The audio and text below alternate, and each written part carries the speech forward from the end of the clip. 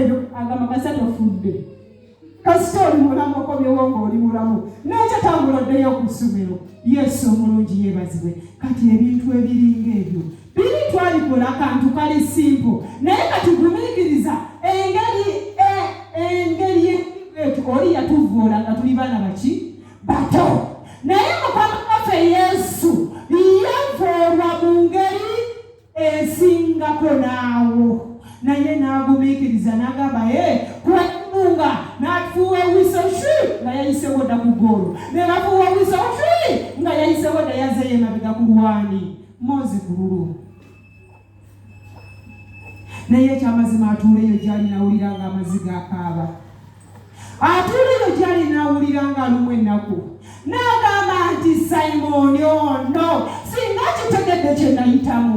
Simoni teyanditambudde bw'atyo. Singa ategedde omuwendo gwe namusasulira teyanditeredde mu kkubo lye. Naye nga ffe tutambula naaga.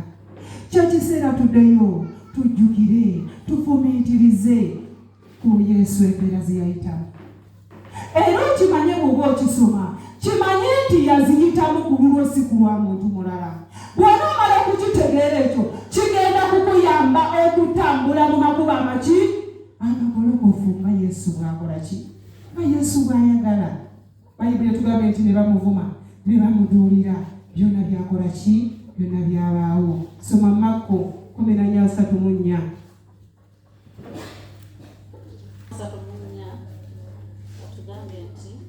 N'abagamba nti emmeeme yange eriko ennaku nnyingi zigenda kunzita. Mubeere wano mutunule.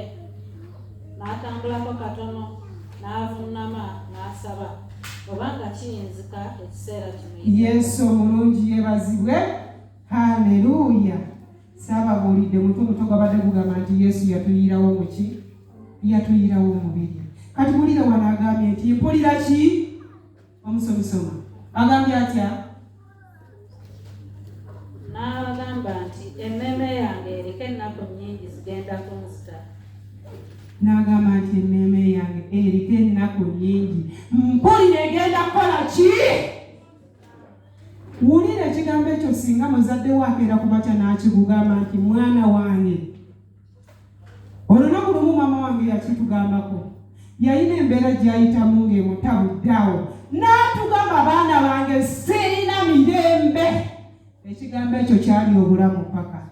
Nga buli w'obeera otunula ekigambo waakijje n'obuzito obukirimu. Ekyamazima ddala ng'olabira ddala tewali waakoze eki tewali weyeekutte. Naye yagamba nti mpulira ennaku mpulira ng'eyagala kukola ki kunzita. Kitegeeza kye yali awulira munda mu ye. Kitegeeza kye yali ayitamu kyali kikaluba. Naye nga lwaki agumiikiriza ebyo byonna? Ku lwange Nassali. Yesu omulungi yeebazibwe. Ku lwangaani? Ku lwangaani?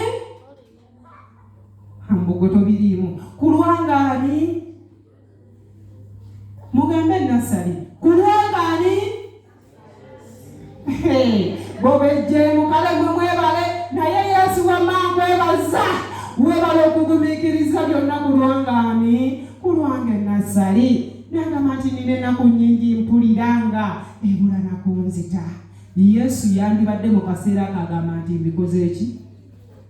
Mbivuddemu. Okwekyanga yandibadde yeekyanga n'agamba nti mbikoze eki? Naye bw'anaaby'ekyanga mishoni ye tegenda kutuukirira. Eri gye twasomye lyagamba nti najja okuloonya n'okulokola ekyo ekyakola ki? Ekyabula. Twandibadde tusigaddeyo mu nsi ey'okubula. Kitegeeza mu mishoni ey'okutulokola ey'okutuggyayo waliwo ekyali kyetaagisa gwegwo omusaayi Yesu gwe yayiwa ku musaalaba. Kyekyokka kye baali baagala. Kyekyokka kye kyali kyetaagisa okuggyawo ebyonoono byaffe, okuzzaawo enkolagana eri eyali yabuze. Omuntu tawuliza Katonda ne Katonda nga tawuliza muki muntu. Yesu omulungi yeebazibwe. Kati genda tusomereko mu Petero ekisooka 18. Soka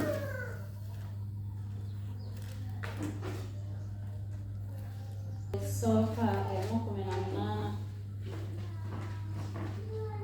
atugambye nti nga mumanyi nga temwanunulibwa na bintu ebiggwawo ffeeza oba zaabu mu mpisa zammwe ezitaliimu ze mwaweebwa bajjajjammwe wabula n'omusaayi ogw'omuwendo omungi ogw'omwana gw'endiga ogutaliiko bulema newankubadde ebbala ye Kristo.